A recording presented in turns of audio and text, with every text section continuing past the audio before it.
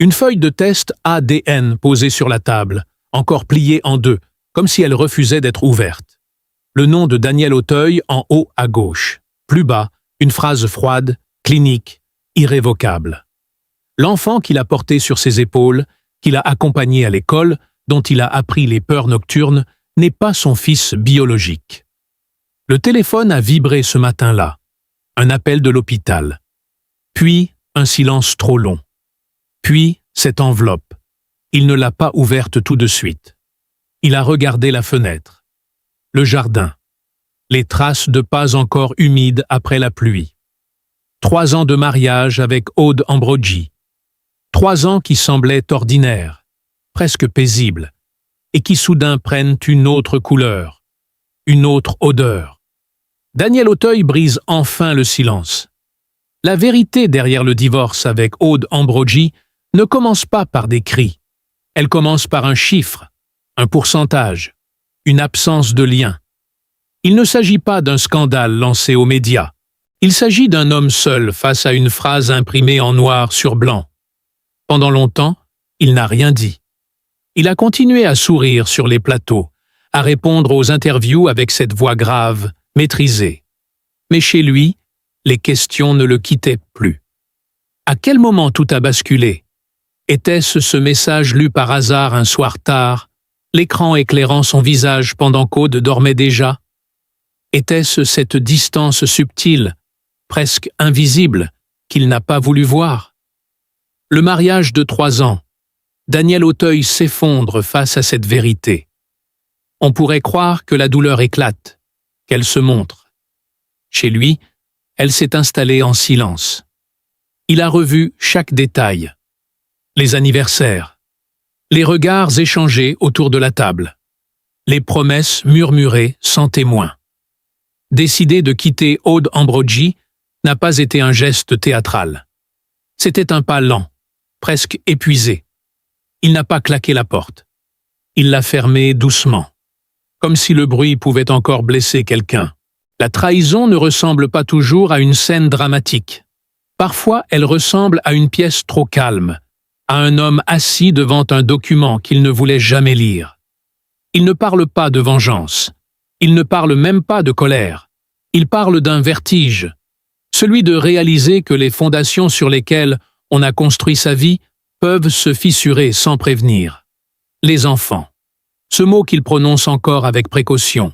Il ne renie pas les gestes, ni les souvenirs. Mais le sang ne ment pas, dit-on. Et ce test, posé là comme une sentence, ne mentait pas non plus. Il y a eu un autre appel. Une conversation brève. Des mots choisis avec difficulté. Aude n'a pas crié. Elle a expliqué. Ou essayé. Les explications ne réparent rien quand la confiance se brise.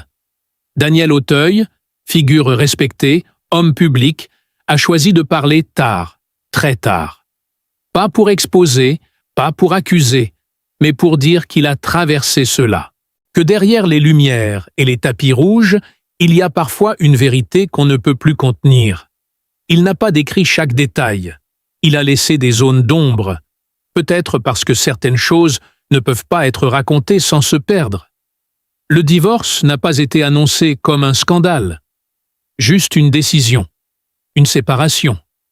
Une ligne tirée au milieu d'une histoire qui devait durer plus longtemps. Et dans la pièce, il reste cette feuille. Le papier légèrement froissé. La lumière du soir qui glisse dessus. Daniel Auteuil regarde encore son nom imprimé en haut. Puis il détourne les yeux. Il y avait des matins très simples, presque banals. Et pourtant, aujourd'hui, ils lui reviennent avec une précision insupportable. Daniel se levait avant tout le monde. Il descendait dans la cuisine encore plongé dans la pénombre, posait la cafetière en silence pour ne pas réveiller l'enfant. Il aimait ce moment suspendu, ce court instant où la maison respirait doucement. Puis il entendait de petits pas hésitants dans l'escalier. Un pyjama froissé. Des cheveux en bataille. Une voix encore pleine de sommeil qui murmurait « Papa ». Ce mot, il l'a porté comme une médaille invisible. Il préparait le chocolat chaud trop sucré, parce que l'enfant le préférait ainsi. Il coupait les tartines en carrés parfaits. Il vérifiait le cartable, remettait le cahier de mathématiques à sa place, signait un mot d'autorisation pour une sortie scolaire. Des gestes minuscules, répétés, fidèles. C'est dans ces détails qu'il avait construit sa paternité. Pas dans le sang, dans la constance. Les dimanches après-midi, il s'asseyait par terre pour assembler des maquettes. Il acceptait d'être le dragon dans des histoires improvisées. Il laissait des traces de feutre sur sa chemise parce qu'il ne voulait pas interrompre un dessin commencé à deux. Quand l'enfant tombait et se faisait mal, c'était vers lui que les bras se tendaient d'abord. Il soulevait ce petit corps avec une douceur presque fragile, comme si le monde extérieur était toujours un peu trop dur. Il a renoncé à des tournages à l'étranger pour rester présent aux anniversaires, aux spectacles de fin d'année. Il a appris par cœur des répliques en attendant dans une voiture garée devant une école primaire. Il a refusé des invitations, décliné des dîners prestigieux, simplement pour lire une histoire le soir, toujours la même, celle avec les pages cornées. Il connaissait les bruits de respiration pendant le sommeil, les cauchemars qui revenaient en hiver, les peurs absurdes du noir. Il avait dessiné un avenir, une maison plus grande, un jardin avec une balançoire, des étés au bord de la mer, à apprendre à nager sans bouée. Il imaginait déjà les conversations adolescentes, les disputes légères, les conseils maladroits d'un père qui ferait de son mieux. Il gardait dans un tiroir une enveloppe où il mettait de l'argent pour plus tard. Les études, les voyages, une liberté offerte avec fierté. Il se souvient du premier vélo, des mains posées à l'arrière de la selle. « Je te tiens », disait-il. Puis il lâchait sans prévenir, juste assez longtemps pour que l'enfant découvre l'équilibre seul. Il applaudissait trop fort. Il riait. Il courait derrière, essoufflé, mais heureux. Cette image revient maintenant comme une ironie cruelle. Il pensait tenir. Il pensait être solide. Il ne voyait pas que le sol sous ses propres pieds pouvait disparaître. Les photos encadrées dans le salon racontaient une histoire cohérente. Vacances, Noël, sourires un peu figés mais sincères. Il y a cette image précise, un soir d'hiver, où l'enfant s'est endormi contre lui sur le canapé. Le poids tiède sur sa poitrine. La confiance absolue d'un petit corps qui ne doute de rien. Daniel n'a pas bougé pendant 1 heure, de peur de troubler ce repos. Il a regardé le plafond, persuadé que c'était cela, la réussite. Être là. Suffire. Quand le test ADN est arrivé des années plus tard, ce ne sont pas seulement des chiffres qui ont explosé. Ce sont ces matins, ces dimanches, ces renoncements. Chaque souvenir s'est fissuré, non pas parce qu'il devenait faux, mais parce qu'il changeait de couleur. Il a rouvert les albums. Il a touché les visages du bout des doigts. Rien n'avait physiquement changé. Et pourtant, tout semblait déplacé d'1 millimètre, comme un tableau accroché de travers. Il se demande encore s'il a aimé différemment parce qu'il croyait être le père biologique, s'il aurait été moins présent en sachant la vérité. La réponse le terrifie. Parce qu'au fond, son amour n'était pas conditionnel. Il était entier. Il était naïf, peut-être, mais sincère. C'est cette sincérité qui rend le choc plus brutal. Il ne pleure pas bruyamment. Il s'assoit parfois dans la chambre devenue trop silencieuse, regarde un jouet oublié sur une étagère. Il se souvient de la première fois où l'enfant a prononcé son prénom à l'école, fier, devant les autres parents. Il n'a pas été un figurant dans cette histoire. Il a été le centre, le pilier, le refuge. Et aujourd'hui, il reste là avec ses gestes qui ne peuvent pas être effacés, avec ses nuits passées à veiller une fièvre, avec ses promesses murmurées dans le noir. Le lien biologique n'existe pas, dit le papier, mais les souvenirs, eux, sont indélébiles. C'est cela qui fait le plus mal. Pas seulement la trahison, pas seulement la révélation, mais la sensation que toute une vie intime, patiemment construite à travers des détails presque invisibles, a été traversée par une vérité qu'il ne connaissait pas. Et dans ce silence lourd, le lecteur pourrait presque sentir l'odeur du chocolat chaud du matin, entendre le grincement du vélo, voir la lumière du soir sur un visage endormi, comme s'il était là, dans la pièce, à quelques pas de lui. La nuit où il a décidé de lui parler, la maison semblait plus étroite que d'habitude. L'air manquait. Daniel n'a pas allumé toutes les lampes. Une seule, près du canapé. La feuille du test ADN était posée entre eux comme un troisième personnage. Aude est restée debout un moment avant de s'asseoir. Elle a regardé le papier sans le toucher. « Tu l'as ouvert ?» Sa voix était presque neutre. Il n'a pas répondu tout de suite. Il a observé ses mains. Les mêmes mains qui avaient tenu les siennes devant le maire, 3 ans plus tôt. Oui, un silence, long, dense. On entendait le réfrigérateur vibrer dans la cuisine. Rien d'autre. « Ce n'est pas possible », a-t-elle fini par dire. Ils ont dû se tromper. Il a relevé les yeux. Pas de colère encore. Juste une fatigue qui semblait venir de loin. Il ne se trompe pas. Elle a secoué la tête, presque imperceptiblement. Comme si nier suffisait à faire reculer les mots imprimés. « Tu as demandé un autre test ?»« Non. Pourquoi ?»« Parce que je n'ai pas besoin de 2 fois la même vérité. » Elle s'est levée brusquement, a fait quelques pas, les talons contre le parquet, un rythme irrégulier. « Tu crois vraiment que tout peut se résumer à ça? À un pourcentage ?» Il n'a pas haussé la voix. « Je crois que tout a changé sans que je le sache. » Elle a ri, un rire sec, sans chaleur. « Tu dramatises. » Ce mot a suspendu l'air. Dramatiser. Comme s'il s'agissait d'une scène de théâtre. Comme si ce n'était qu'un rôle mal interprété. « Depuis combien de temps ?» a-t-il demandé. Elle n'a pas répondu. Elle a regardé la fenêtre. La rue vide. Les lumières des appartements en face. « Réponds-moi. » Sa voix s'est brisée malgré lui. Pas forte, brisée. « Ce n'est pas ce que tu crois. » Il a fermé les yeux 1 seconde. Il aurait voulu qu'elle crie, qu'elle l'accuse, qu'elle l'insulte. Au moins quelque chose de net.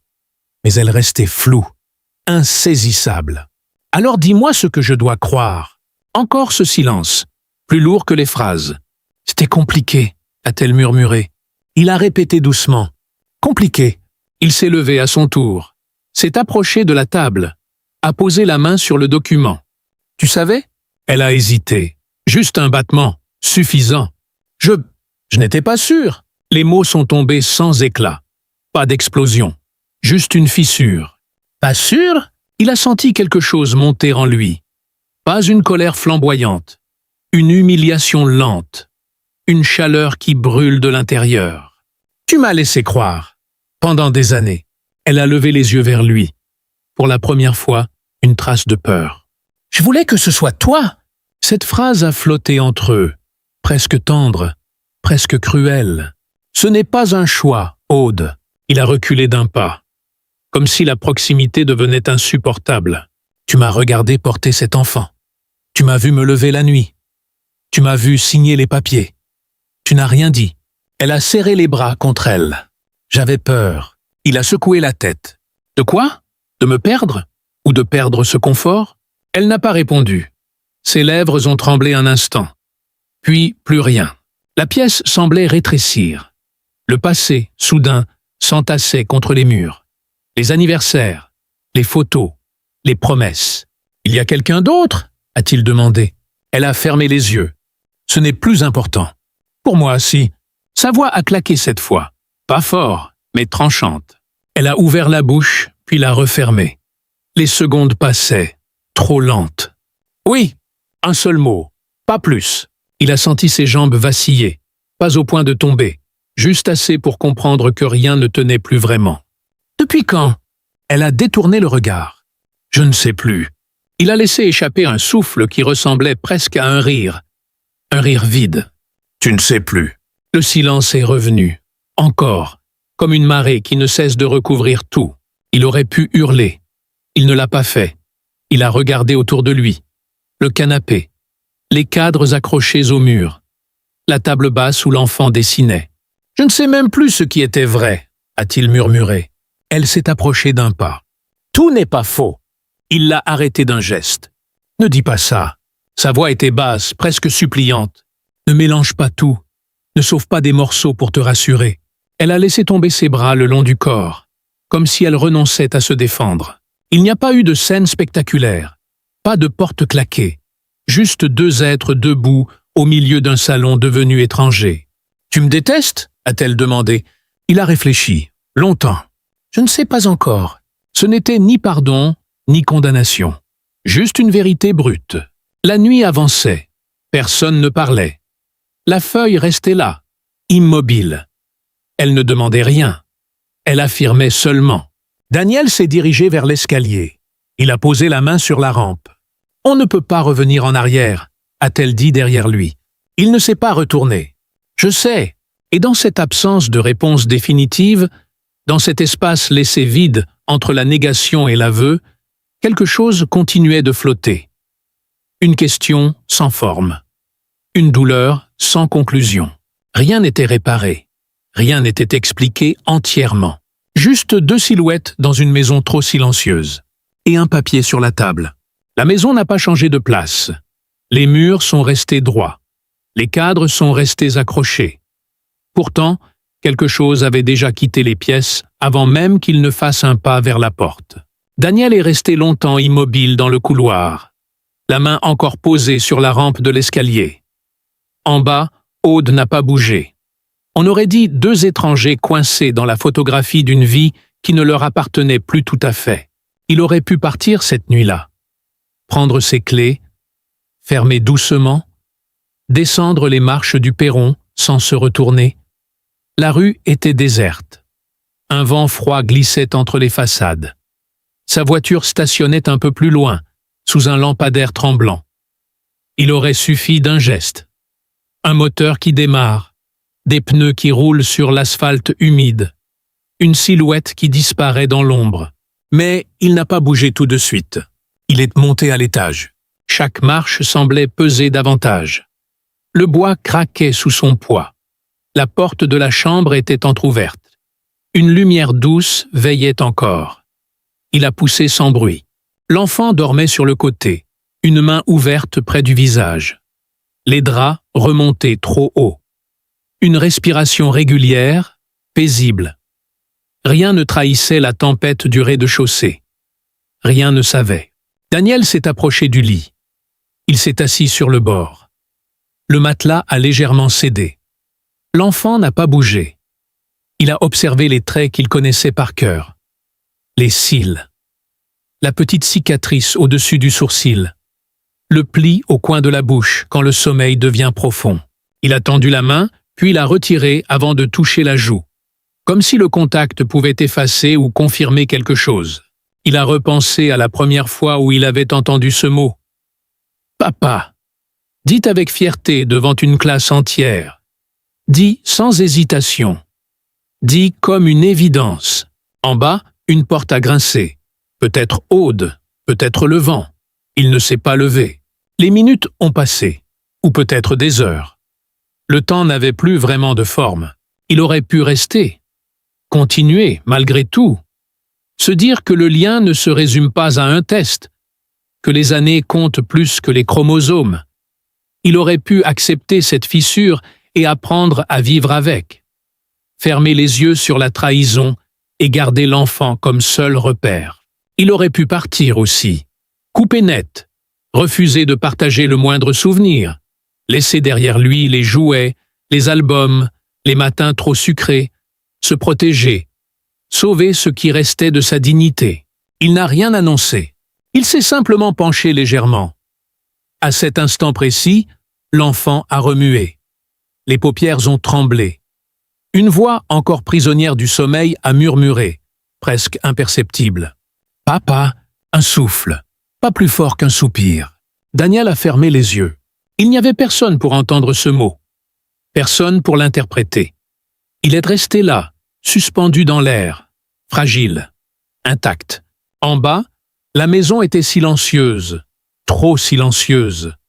La cuisine encore éclairée, la feuille posée sur la table, le nom imprimé en haut, les chiffres immobiles. On pourrait imaginer la suite. Une valise ouverte sur le lit d'amis, des vêtements pliés à la hâte, ou bien rien de tout cela. Juste un homme assis dans l'obscurité, incapable de choisir entre partir et rester. La nuit avançait. Finalement, on entend un bruit discret. Une porte d'entrée qui s'ouvre, ou peut-être qui se referme. Difficile à dire. Les pas sur le gravier, le portail qui grince, puis le ronronnement d'un moteur qui hésite avant de se stabiliser. Ou bien ce n'est qu'un souvenir. À l'étage, la chambre redevient immobile. Le lit trop grand pour un seul corps. Le jouet tombé près du tapis. La veilleuse encore allumée.